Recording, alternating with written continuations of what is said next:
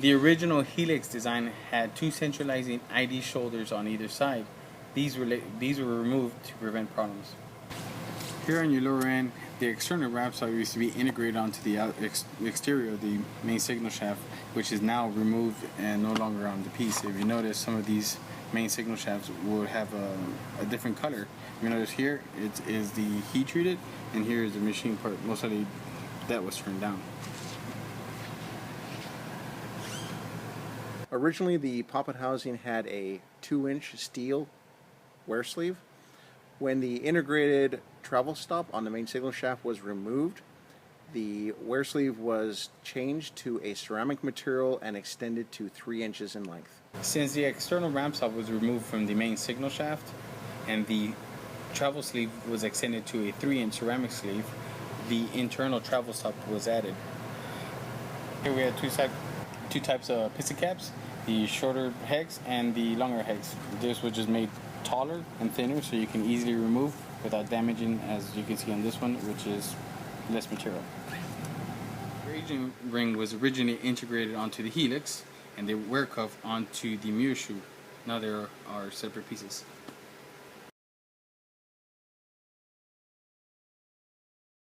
Piston cap took 3 poly packs, which 2 were faced up and 1 was down, and all 3 of them were loaded. Now we use 4 poly packs, 3 up, 1 down, and all 4 are unloaded. Some companies use T-seals instead of poly packs. To be able to maintain the lower end, you need the following tools. You need a cheater bar, a barrel wrench, a 15-inch adjustable wrench, breaker bar, torque wrench with a 3/4 inch socket, a rod to push the main orifice out, number 4 grease, 111 grease, O-ring pick, 243 Loctite, and 620 Loctite as well.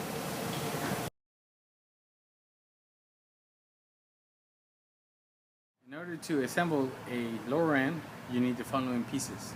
We need a poppet housing, main signal shaft, main signal spring, travel stop, internal travel stop, 3-inch ceramic sleeve, helix, the abrasion ring, piston cap, main signal orifice, 2 221 O-rings, 4 loaded poly packs, but when installed will be unloaded, a 125 O-ring, 126, and a 127 O-ring.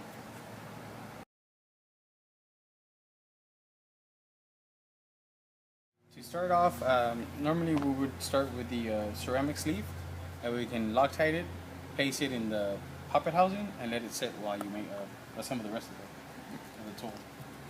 So just apply a little bit of green Loctite.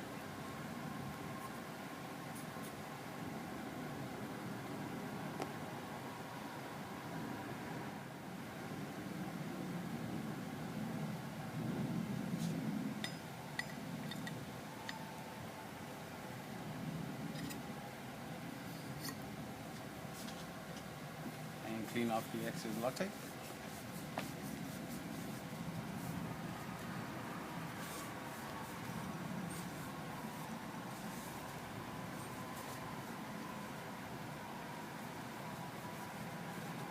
Okay, and this set aside. Meanwhile, it dries. How long does it take to cure? Anything anywhere between half an hour to an hour, I believe.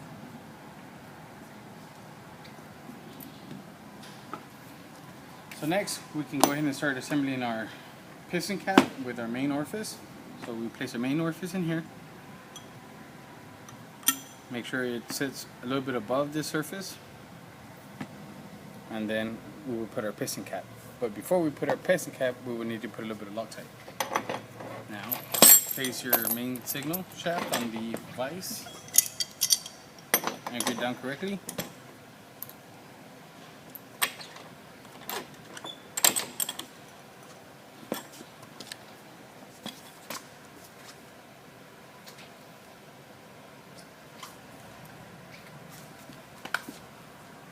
Use your 243 Loctite.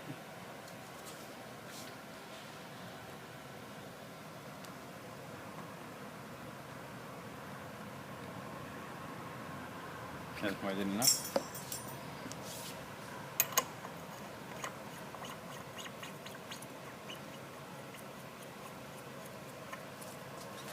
And your torque wrench, you set your torque wrench to 40 pounds.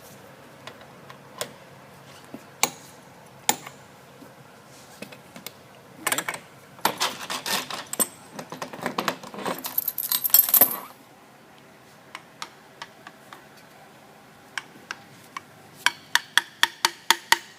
Get to let's stop. So now we can install our poly packs. But before we install our poly packs, we must unload them.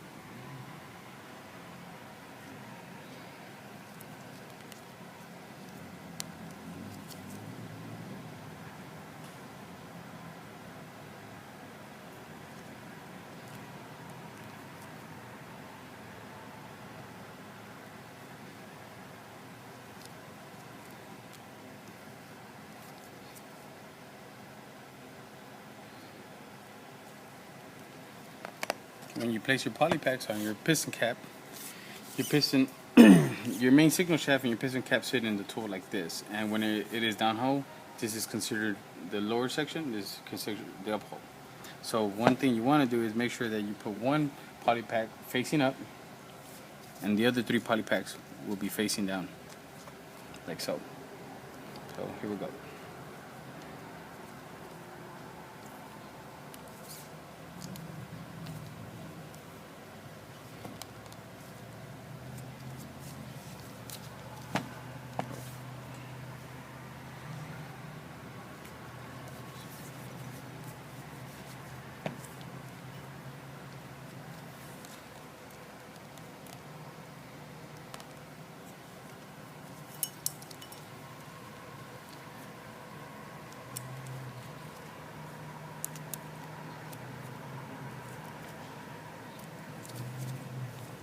See, now you have one poly pack, 3 up. I'm sorry, 3 down, 1 up.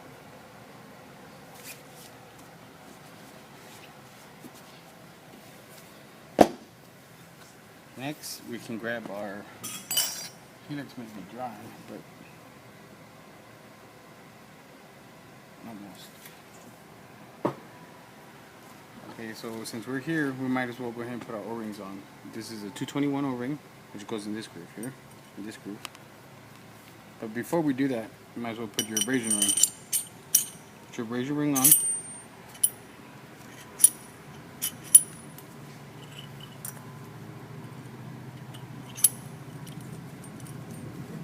And then your 126 O-ring.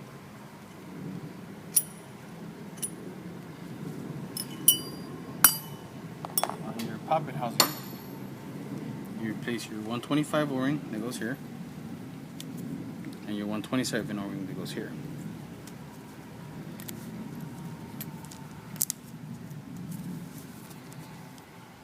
So we'll let that sit and dry for a little bit, and then we'll finish assembling the tool. Now that the Loctite has set it and the ceramic sleeve is held into place very well, we're going to continue assembling the lower end. First things first, grab your travel stop, insert your travel stop along with your spring, and then your main signal shaft will go inside your helix. But before you do that, good idea to put some number 4 grease on your poly packs.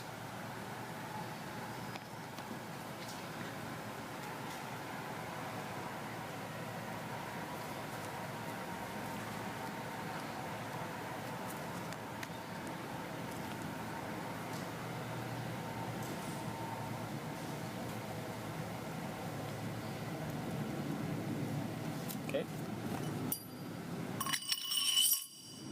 Just like everything else, every O-ring gets grease. We will grease up our other O-rings.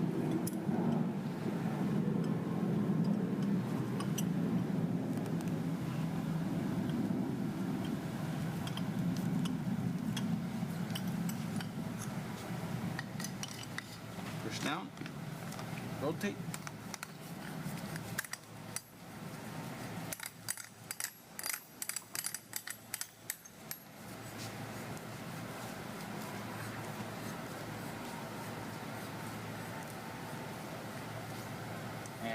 last O-rings is the 221, which goes on the outside.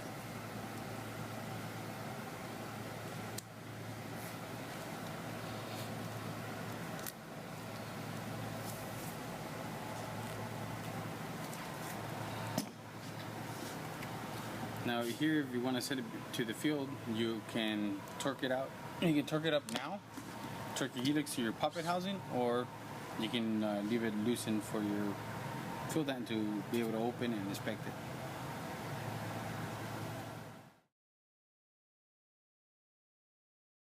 To test the lower end, you need the following. You need a pulse or push force test unit, a washer, a fully assembled lower end that is secured onto a vise, and of course away from the ceramic sleeve. Now first off, what you do is place your washer onto your push force test unit. You're going to bottom out your main signal shaft and then back off about 1/8 of an inch. You hold it steady and you take a measurement. This one here reads approximately 29.5 pounds. You are looking for about 30 pounds plus or minus 5.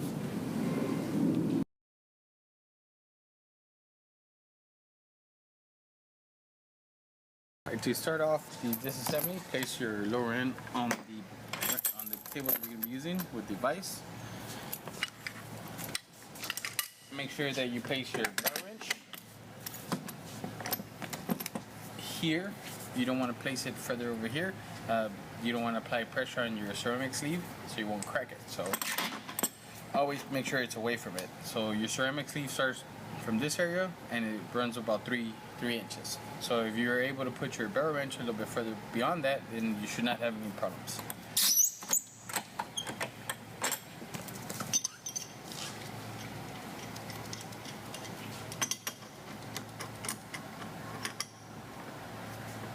Okay, so for this part, most likely your helix will be very tight, so we will be using a brick butter.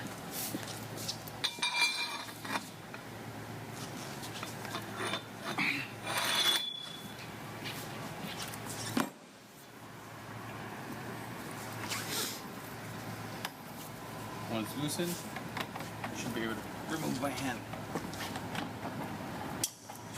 Removing the helix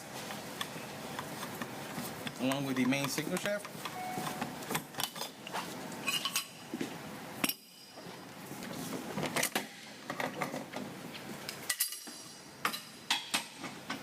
And the internals are main spring and our travel socket.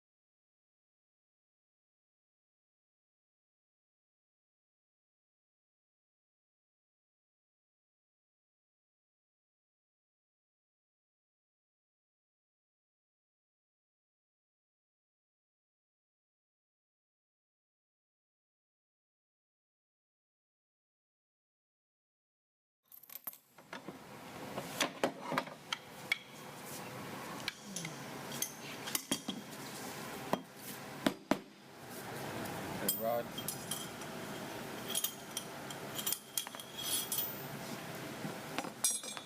Missed it.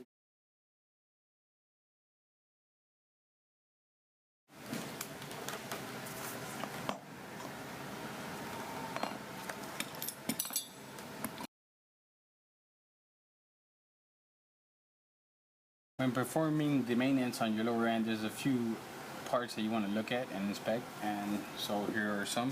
For example, here is a new spring and an older spring. The older spring is worn, one that we would not use again because of the wear, so this part definitely will not be used again. This is a good spring.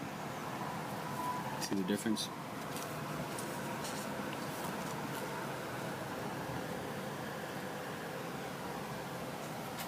Next is your abrasion ring. Here is a bad abrasion ring. This is worn down, needs to be replaced. This will not be used again. This is our new one. See a little bit more material.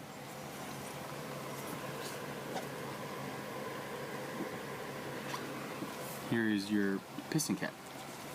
If you notice here, look at all this wear here on the bottom. This is from it hitting on your helix crown, and it wears it down. This part would not be used again compared to the new one.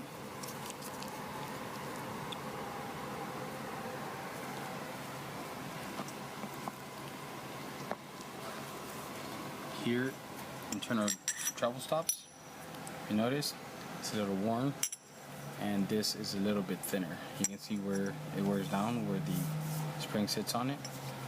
This would be replaced.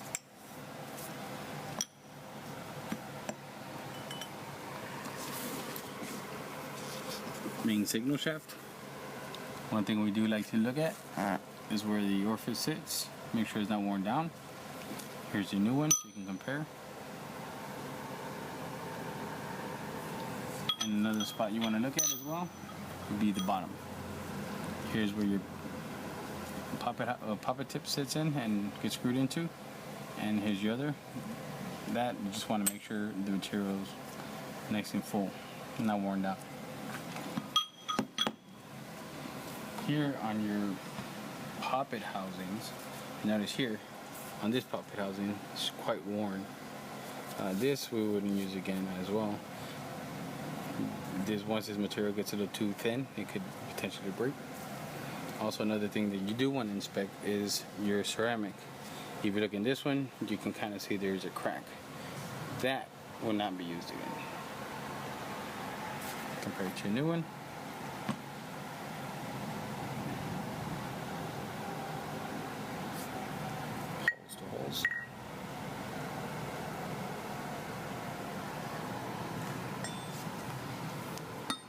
One other piece you really want to look at is on your helix. If you notice here on your helix, this is where your piston cap hits and is very, very worn. That would definitely not be used again compared to your new one.